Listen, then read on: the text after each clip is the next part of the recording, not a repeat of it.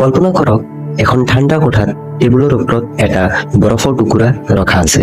কোঠাটো লাহে লাহে গৰম হ'বলৈ ধৰে, কিন্তু 26, 27 বা 31 ডিগ্ৰী চেলচিয়াছতো বৰফখিনি নগলে। কিন্তু ঠিক 32 ডিগ্ৰী চেলচিয়াছ হোৱাৰ লগে লগে বৰফখিনি গলিবলৈ আৰম্ভ কৰিলে। আগৰ তাপমাত্ৰাবোৰ অথলে যোৱা নাছিল, সেইবোৰ মাত্ৰ জমা হৈ আছিল, যিয়ে শেষত এই ডাঙৰ পৰিৱৰ্তন আনিলে। আজি আমি জেমছ ক্লিয়াৰৰ বিখ্যাত কিতাপ এটমিক হেবিটছৰ বিষয়ে আলোচনা কৰিম। এই কিতাপখনে আমাক শিকায় কেনেকৈ আমি গুৰুত্ব নিদিয়া সৰু সৰু অভ্যাসে এদিন আমাৰ জীৱনত ডাঙৰ পৰিৱৰ্তন আনিব পাৰে। প্ৰথম গুৰুত্বপূৰ্ণ কথাটো হ'ল 1% ৰুল। অভ্যাসবোৰ হ'ল আত্ম উন্নয়নৰ চক্ৰবৃদ্ধি সুদ, অৰ্থাৎ কম্পাউণ্ড ইণ্টাৰেষ্ট। যদি আপুনি প্ৰতিদিনে নিজকে মাত্ৰ 1% উন্নত কৰে, তেন্তে এবছৰৰ অন্তত আপুনি প্ৰায় 37 টাইমছ অৰ্থাৎ 37 গুণ বেছি উন্নত হ'ব। ঠিক সেইদৰে যদি আপুনি প্ৰতিদিনে 1% বেয়া কাম কৰে, তেন্তে আপুনি 0 স্তৰলৈ নামি আহিব।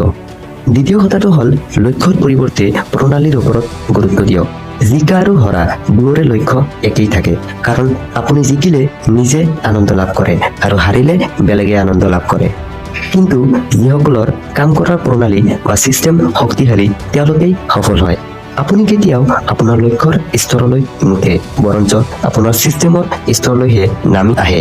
অৰ্থাৎ এটা সঠিক ছিষ্টেম বা প্লেনৰ জৰিয়তে কাম কৰাকহে সফলতা বুলি ক'ব পাৰি। তৃতীয় গুৰুত্বপূৰ্ণ কথাটো হ'ল নিজৰ পৰিচয় সলনি কৰক।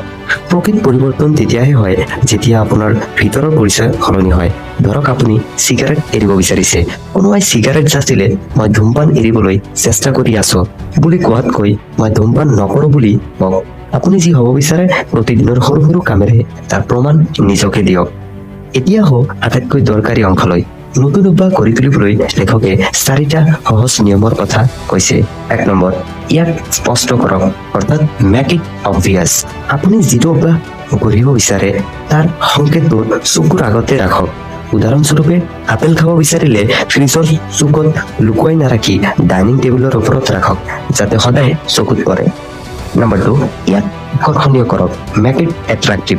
আপুনি কৰিবলগীয়া কামটোৰ লগত আপুনি ভাল পোৱা কাম এটা যোগ কৰক। ইয়াক টেম্পটেশ্যন বাণ্ডলিং বোলা হয়।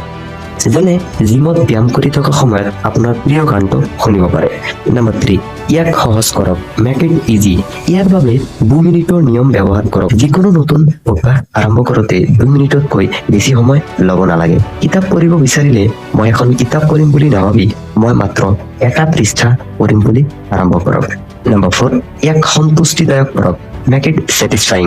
কামটো কৰাৰ পিছত নিজকে এটা সৰু পুৰস্কাৰ দিয়ক, যাতে আপোনাৰ মগজুৱে সেইটো আকৌ কৰিব বিচাৰে। হেবিট ট্ৰেকাৰ ব্যৱহাৰ কৰক, য'ত আপুনি প্ৰতিদিনে কামটো কৰাৰ পিছত কামটো কোনটো লেভেলত আছে সেয়া চিনাক্তকৰণ কৰিব পাৰে। মনত ৰাখিব, একেৰাহে 2 দিন কেতিয়াও কোনো অভ্যাস বাদ নিদিব।